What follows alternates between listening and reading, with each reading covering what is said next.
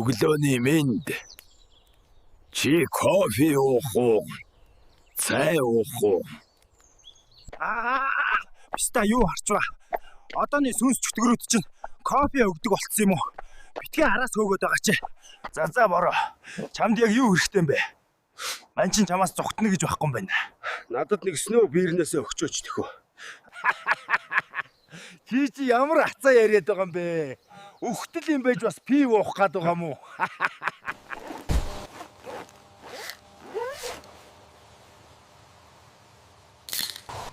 Нөгөөдөг чинь тасраа шаадгын.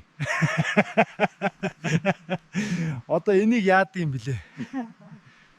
За ямар ч байсан арын уулнаас амьд минь гараад ирлээ. Монгол алмсны ухааныг барахгүй шүү.